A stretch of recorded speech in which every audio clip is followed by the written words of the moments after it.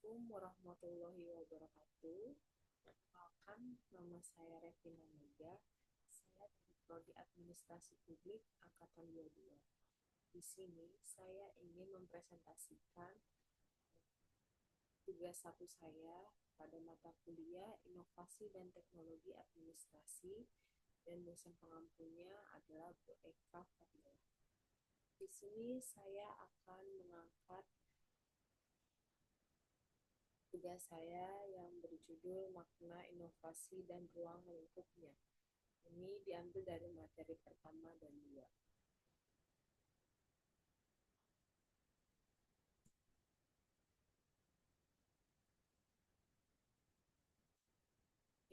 Definisi inovasi menurut para ahli. Yang pertama itu menurut Everett and Rogers tahun 1983, yang dimana bahwa inovasi merupakan an idea, practice, or object that is perfected as new by an individual or another unit of adoption.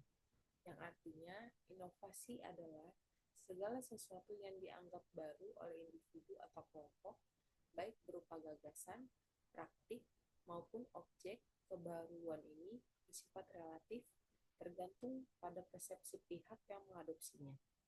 Perkembangan inovasi ini merupakan tuntutan tersendiri di sektor bisnis untuk menghadapi persaingan yang semakin sengit.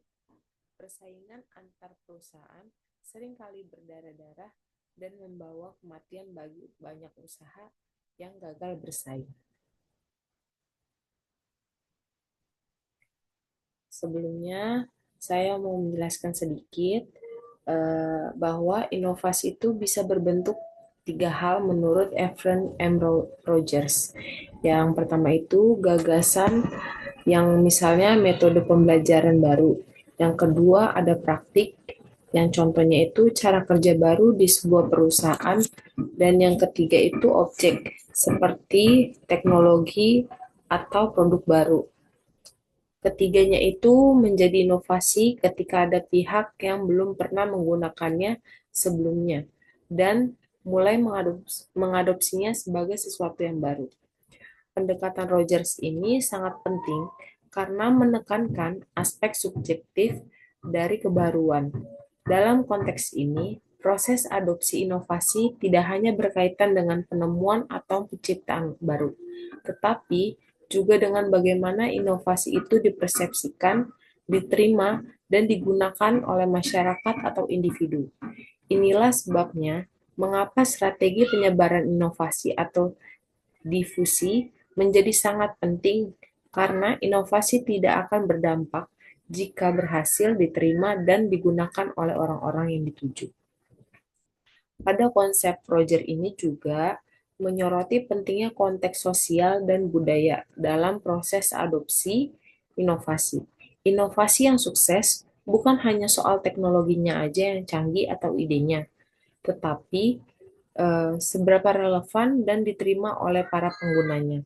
Jadi, jika disimpulkan, eh, definisi inovasi menurut Rogers ini adalah eh, memperluas pemahaman kita bahwa inovasi bukan hanya soal baru dalam penciptaan, tetapi juga baru dalam persepsi dan penerapan, sehingga memberi ruang yang luas dalam mengembangkan dan menyebarkan perubahan positif di bidang kehidupan.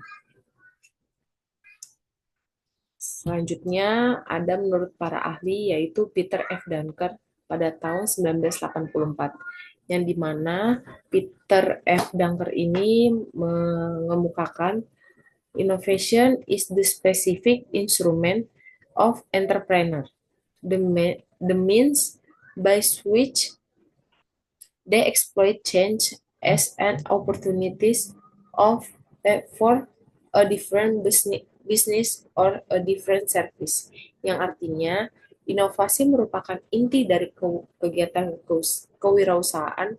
Dalam pandangannya, inovasi bukan sekedar aktivitas tambahan dalam bisnis, melainkan alat utama yang digunakan oleh para wirausahawan untuk menciptakan nilai dari perubahan yang terjadi di sekitarnya. Jadi, kalau disimpulkan, menurut Peter ini, inovasi adalah alat utama bagi para wirausahaan untuk mengubah perubahan menjadi peluang. Inovasi juga memungkinkan terciptanya bisnis atau layanan baru yang relevan dengan kondisi zaman. Dalam konteks ini, wirausahawan bukan hanya menciptakan produk baru, tetapi juga pergerakan perubahan yang mampu memberikan solusi baru bagi masyarakat. Oleh karena itu, inovasi bukan hanya sekedar dari ide kreatif, melainkan proses strategis dalam menghadapi dan memanfaatkan perubahan secara efektif. Selanjutnya ada 7 sumber inovasi menurut Peter F. Drucker. Yang pertama itu Peter F. Drucker ini membagi dua sumber inovasi, yaitu dari sumber internal dan eksternal. Yang pertama sumber internal itu yang pertama ada the unexpected, yang dimana peluangnya ini muncul dari kejadian yang tidak diduga atau baik sukses maupun kegagalan.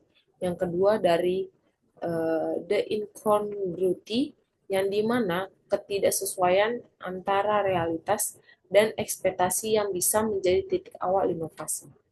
Yang ketiga ada proses need, yang dimana kebutuhan proses yang menuntut adanya solusi inovatif. Yang terakhir ada change industry or market structure, yang dimana perubahan dalam struktur industri atau pasar dapat memicu munculnya inovasi. Kita masuk ke sumber eksternal. Yang pertama ada demografi, yang dimana perubahan dalam struktur penduduk atau umur, gender, pendidikan itu akan membuka peluang inovasi. Yang kedua ada change in perception, mood, and meaning, yang dimana perubahan cara pandang masyarakat terhadap sesuatu bisa memicu inovasi produk atau layanan. Yang terakhir ada new knowledge, yang dimana pengetahuan baru atau teknologi atau sains adalah sumber inovasi yang kuat dan terus berkembang.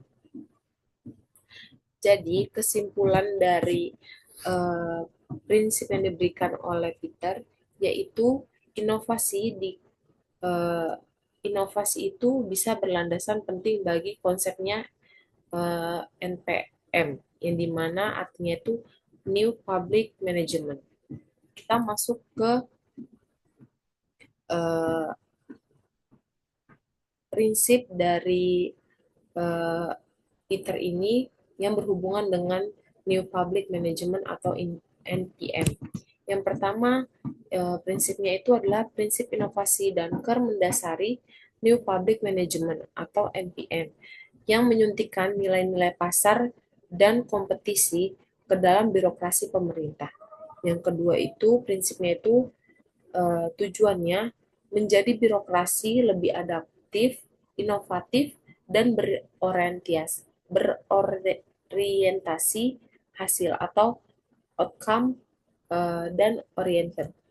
Dan kesimpulannya adalah prinsip inovasi yang ditemukan oleh Peter ini telah memberikan landasan penting bagi perkembangan konsep NPM, yang dimana melalui pendekatan NPM ini, birokrasi pemerintah tidak lagi bersifat kaku dan berorientasi prosedur semata, melainkan diarahkan menjadi lebih adaptif, inovatif, dan berorientasi pada hasil.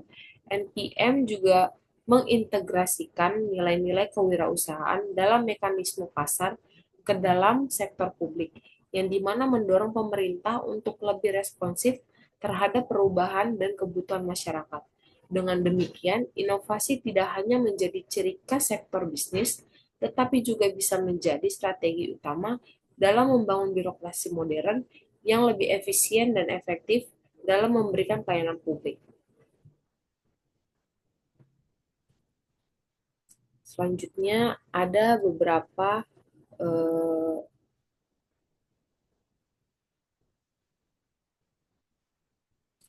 ada 10 prinsip eh, pemerintahan inovatif atau eh,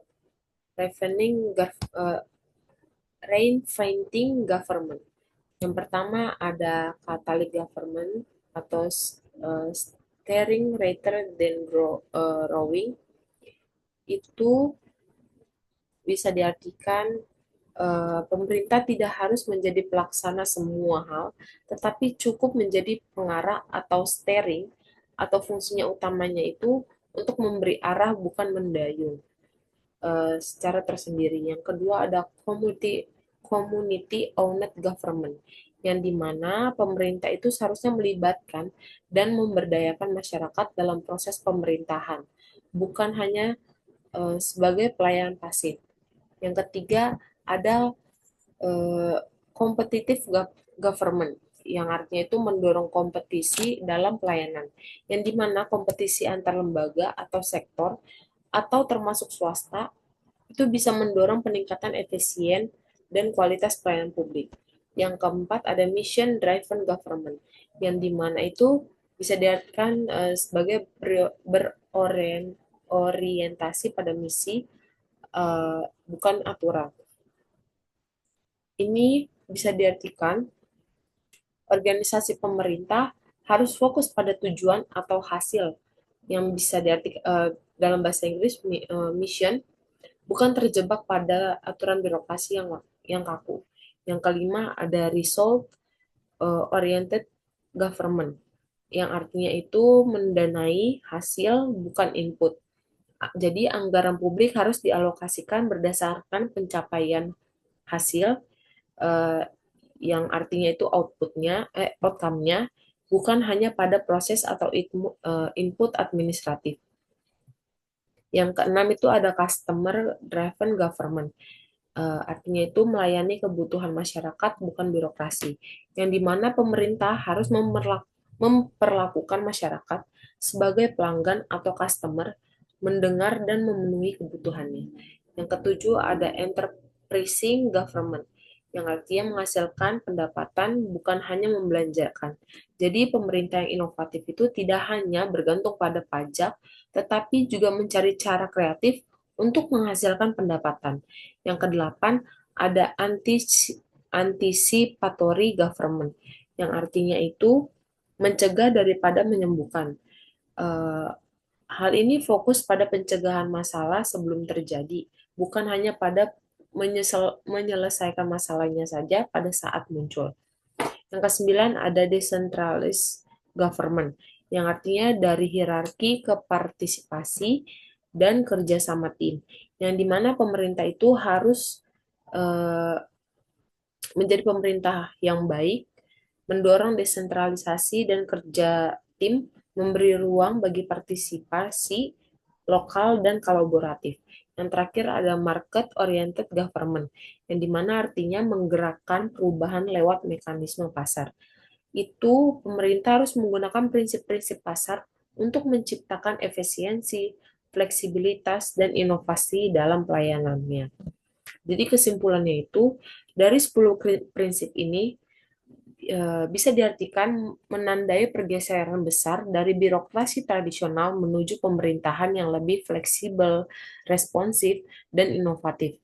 Jadi dengan mengadopsi semangat kewirausahaan, sektor publik tidak hanya meningkatkan efisiensi, tetapi juga menciptakan pelayanan publik yang lebih baik, berorientasi pada hasil, dan berpusat pada warga negara sebagai pelanggan.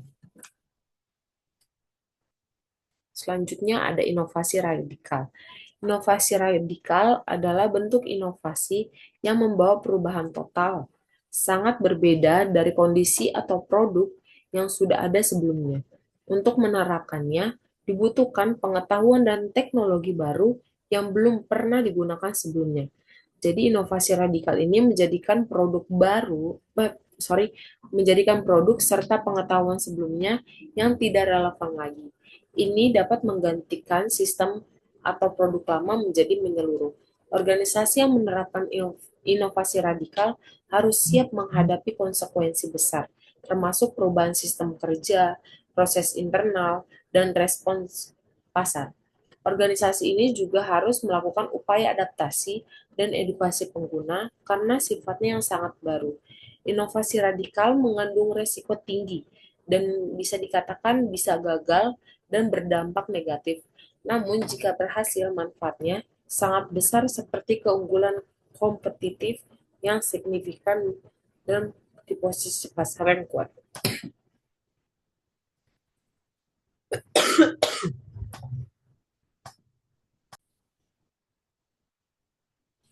Jadi kalau disimpulkan, eh, inovasi radikal itu merupakan bentuk yang bersifat disruptif dan membawa perubahan total. Dibutuhkan kesiapan teknologi, pengetahuan baru, dan adaptasi organisasi untuk menerapkan meskipun beresiko tinggi. Inovasi ini juga memiliki potensi menghasilkan manfaat luar biasa bagi organisasi yang mampu mengelolanya dengan baik.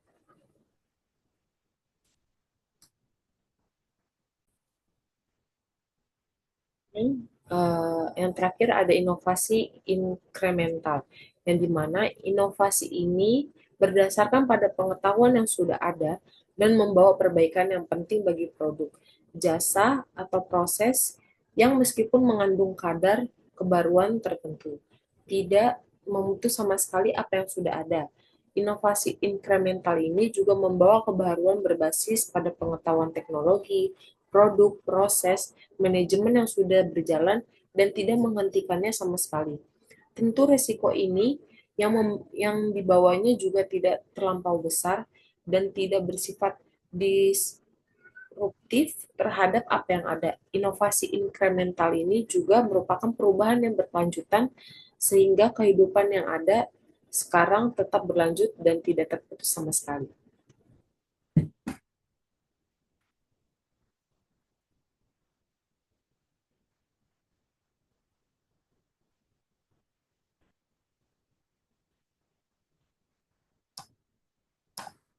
Sekian, segitu saja presentasi yang bisa saya jelaskan dan bisa saya berikan. Jika ada kekurangan, jika ada salah-salah kata, saya mohon maaf. Selamat sore dan terima kasih.